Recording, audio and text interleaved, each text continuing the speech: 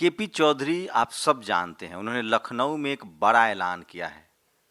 BS4 बहुजन शोषित, जो जिस तरह से माननीय कांसीराम साहब ने DS4 बनाया था, उन्होंने BS4 का ऐलान किया है। BS4 का गठन करेंगे। अभी केपी चौधरी साहब जानते हैं, all India federation of SC/ST organisation, welfare association of LIC SC/ST employ of office के जो हैं वो जनरल सेक्रेटरी हैं।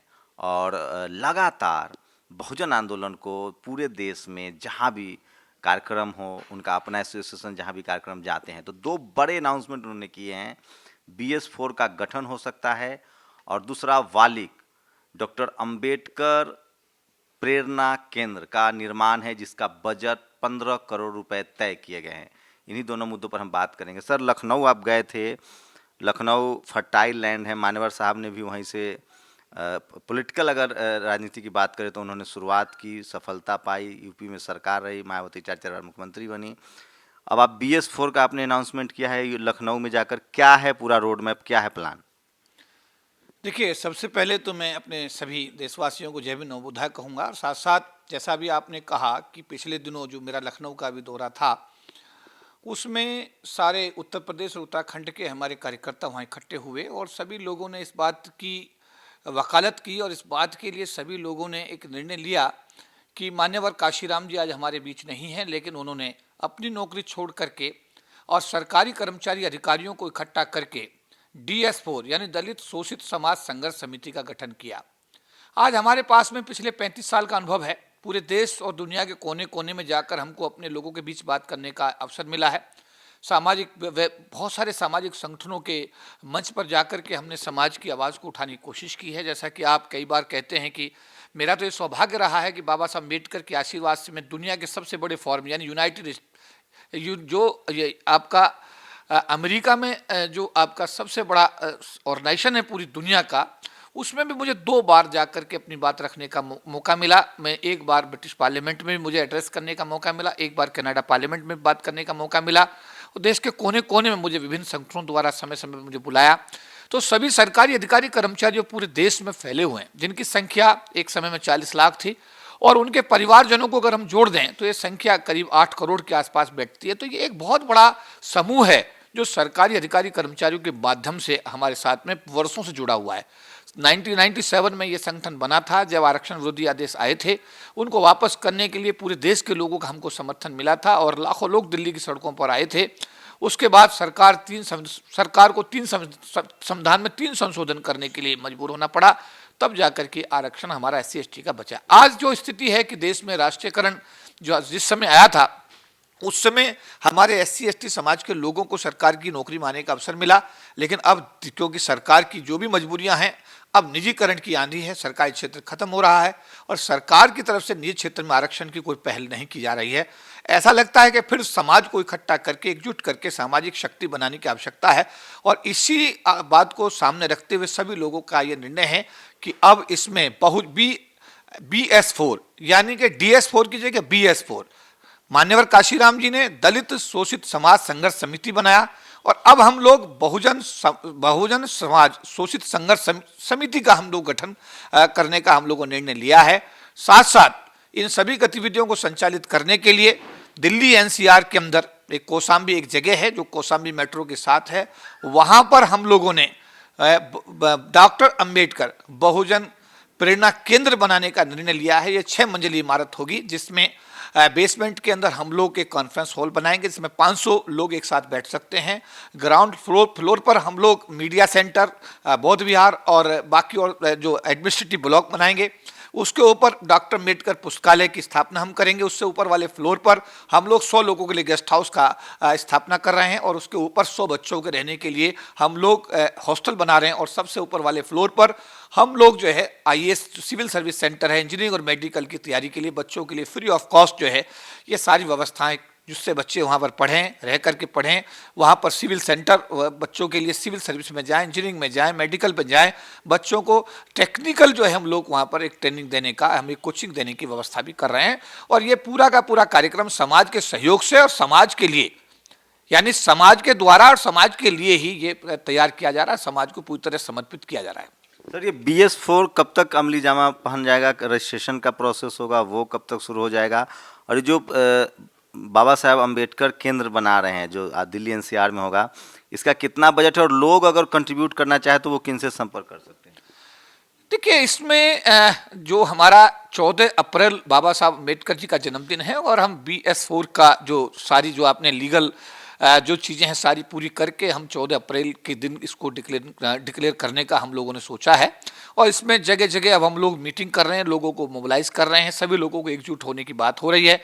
और हम चाहते हैं कि पूरे देश के जितने भर भी मूवमेंट के लोग हैं वो अपनी अपने संगठनों की सीमाओं को एक तरफ रखते हुए और इस मूवमेंट जो कि एक कॉमन मूवमेंट होगा समाज के हित में, इसमें सब लोग शामिल हो। और हमारी ये कोशिश है और जगह जगह हम लोग अब मीटिंग कर रहे हैं, पूरे देश में जा जाकर लोगों से बात हो रही है और इसका मोबिलाइजेशन की प्रक्रिया दिन पे दिन आगे बढ़ती जा रही है। और जो भी आपने कहा कि जो डॉक्टर अम्बेडकर बहुजन प्रेरणा केंद्र की जो आपने बात कही है, उसका अभी बजट 15 करोड़ का रखा गया है और उस 15 करोड़ में हम उम्मीद करते हैं कि ये हम 6 मंजिला इमारत अपने समाज को समर्पित करने में, और 14 अप्रैल को हम लोग इसमें लैंड परचेज, जो हमारा टारगेट है कि 14 अप्रैल तक हम लैंड परचेज करके और उसके बाद में हम 6 दिसंबर को ये कोशिश करेंगे कि ये बाबा साहब की पुण्यतिथि के अवसर पर समाज को समर्पित कर दी जाए।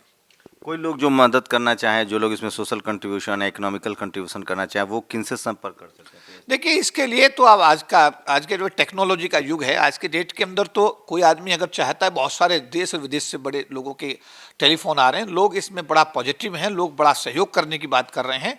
और उसमें यह है कि बैंक अकाउंट सबके लिए ओपन है। वालिक हाउस के नाम से पंजाब नेशनल बैंक जो कनॉट प्लेस में, उसके अंदर इसका खाता खोला गया है और वो सब लोगों को नेट पर उपलब्ध है। जो भी आदमी स्वेच्छा से इसमें दान देना चाहता है वो अपनी मर्जी से इसमें दान जमा कर सकता है। और आगे आने वाले समय में इसका पूरा जो प्रोजेक्ट जो भी है सारा पूरे समाज के सामने विधिवत रूप से हम लोग एक प्रेस कॉन्फ्रेंस के माध्यम से समाज को समर्पित करेंगे। और जो अभी आपने कहा है कि जो लोग इसमें दान देना चाहते हैं वो लोग अपने घर बैठे अपने बैंक अकाउंट से इस वालिक हाउस के खाते में डॉक्टर अंबेडकर बहुजन प्रेरणा स्थल जो केंद्र की हम बात जो हम कह रहे हैं, इसके खाते में वो सीधा पैसा अपना ट्रांसफर कर सकते हैं। अच्छा, अकाउंट नंबर और ये सब खुल गया सर? हाँ, बैंक अकाउंट खुल चुका है। N46 जो कनॉट प्लेस में पंजाब नेशनल बैंक एक राष्ट्रीयकृत बैंक है, उसके अंदर इसका खाता खोला जा चुका है। और इसमें मुझे लगता है काफ़ी लोगों का कंट्रीब्यूशन, मुझे करोड़ों रुपए अब तक लोगों ने जमा भी कर दिया और पूरे देश से और पूरे इवन जो हमारे NRI साथी हैं उन्होंने भी अपनी इच्छा जाहिर की है कि हम भी इसमें बढ़ चढ़ कर अपना आर्थिक सहयोग करेंगे। और ये अपने आप में, क्योंकि इसमें बड़ी पीड़ा और परेशानी की बात यह है कि बाबा साहब अम्बेडकर ने जब अम्बेडकर भवन रानी झांसी रोड पर बनाया था तो उस समय बिरला मंदिर बना रहे थे और उन्होंने कहा कि आप डॉक्टर अम्बेडकर साहब ये 10-10, 5-5 रुपए आप इकट्ठा कर रहे हो, मैं आपको एक 10 करोड़ का चेक दे देता हूं, आप इससे अपना भवन बना लीजिएगा। तो डॉक्टर अम्बेडकर ने बड़ी विनम्रता से उनको कहा कि मैं एक्चुअली बिरला साहब, मैं अम्बेडकर भवन बनाना चाहता हूं और अम्बेडकर भवन वो समाज के 10 रुपये, 100 रुपये, 50 रुपये, 500 रुपये से ही बन पाएगा। अगर मैंने आपका ये 10 करोड़ रुपये लेकर के ये भवन बना दिया तो ये अब कभी भी अम्बेडकर भवन नहीं होगा, ये बिरला भवन बन जाएगा। इसलिए उन्होंने बड़ी विनम्रता से उस पैसे को अस्वीकार कर दिया और उन्होंने दिन रात मेहनत करके समाज के बीच जा करके इस अम्बेडकर भवन की स्थापना की। दुर्भाग्य है कि जिस उद्देश्य के लिए ये अम्बेडकर भवन बनाया गया था, आज उसमें दुनिया भर के मुकदमे हैं। आज वहां पर जो गतिविधि समाज के हक में, हित में संरक्षित संचालित हो सकती थी वो नहीं हो पाई, इसीलिए क्योंकि वहां पर लिटिगेशंस बहुत ज़्यादा हैं, मुकदमे बहुत ज़्यादा हैं, वहां की गतिविधियां लगभग प्राय ठप्सी हैं। तो हमने यही सोचा कि क्यों ना बाबा साहब के मिशन को आगे बढ़ाते हुए दिल्ली NCR के अंदर एक और अम्बेडकर भवन बाबा साहब के नाम पर समाज को समर्पित कर दिया जाए और उसमें वो सब सुविधाएं जो आज की आवश्यकता है वो समाज के सहयोग से समाज के लिए ही प्रस्तुत कर दी जाए। तो ये थे KP चौधरी साहब। आप सब जानते हैं, इनको किसी परिचय के मोहताज नहीं है। भारत में सबसे बड़े सरकारी कर्मचारी, SC ST कर्मचारी यूनियन के जनरल सेक्रेटरी हैं और जो कई सारे यूनियन हैं, रेलवे, बैंक, जो सरकारी एम्प्लॉय हैं उसके महासचिव भी है, मतलब एक कोऑर्डिनेटर का काम करते हैं। तो लगातार अब इन्होंने ऐलान किया है कि BS4, जिस तरह से माननीय कांसीराम साहब ने DS4 बनाया था जो कर्मचारियों का संगठन था, BS4 बहुजन शोषित संघर्ष समिति के नाम से इन्होंने ऐलान किया कि 14 अप्रैल को विधिवत अनाउंसमेंट होगा। और डॉक्टर अंबेडकर प्रेरणा केंद्र जो कि दिल्ली NCR में स्थित होगा, 15 करोड़ का मेगा बजट है। बहुजन समाज को इसमें आके कंट्रीब्यूशन करना चाहिए, क्योंकि जब तक आपके पास सोशल इंस्टीट्यूशन नहीं रहेंगे, जब तक आपके पास इस तरह के केंद्र नहीं रहेंगे, डॉक्टर अंबेडकर कहते थे कि जिस समाज की सामाजिक जड़ें गहरी होती है उसी की राजनीतिक ताकत मिलती है, उसी की राजनीतिक सत्ता प्राप्त होती है। तो ये एक बड़ा कदम है और मुझे लगता है कि बहुजन समाज के होने के नाते और तमाम वो लोग जो डॉक्टर अंबेडकर के सपनों का भारत सोचते हैं, जो जो बुद्धमय भारत का सपना देखते हैं, जो डेमोक्रेटिक भारत का सपना देखते हैं, जो लोकतांत्रिक भारत चाहते हैं जहां सभी धर्म मजहब के लोग समभाव से रहे, तो आपको इस तरह के इनिशिएटिव में मदद करनी पड़ेगी जी। एक निवेदन और ये करना चाहूँगा, कई जगह समाज में सवाल ये होता है, सवाल हमेशा होते रहने चाहिए और अच्छी बात है।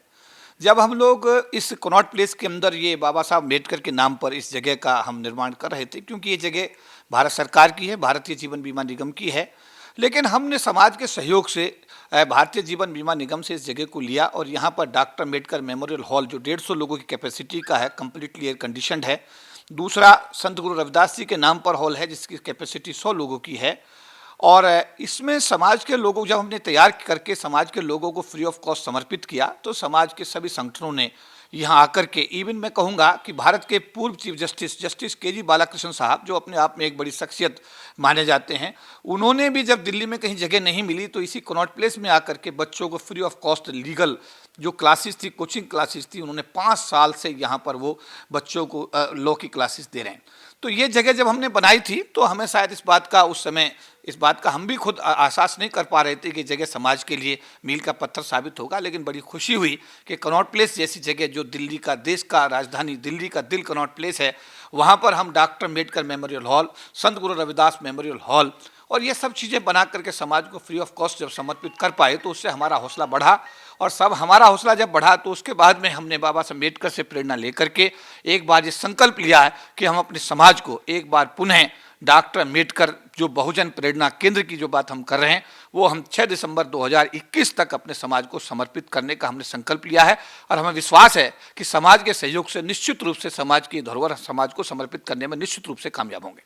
तो अकाउंट नंबर भी आपको स्क्रीन पर दिखेगा, आप चाहें तो उस अकाउंट नंबर पर भी मदद कर सकते हैं या सीधे केपी चौधरी से भी आप संपर्क कर सकते हैं। वालिक जो है वो उनके संस्थान का नाम है। आप सब लोग जब उसे ढूंढेंगे तो आपको मिल जाएगा, बहुत आसान है और आप संपर्क कर सकते हैं और जो भी मदद करना चाहे वो कर सकते हैं। केपी चौधरी एक विश्वसनीय चेहरा हैं जो लगातार सामाजिक संगठनों को आगे बढ़ा रहे हैं। कैमरामैन आशीष के साथ शंभू कुमार सिंह, नेशनल दस्तक, दिल्ली।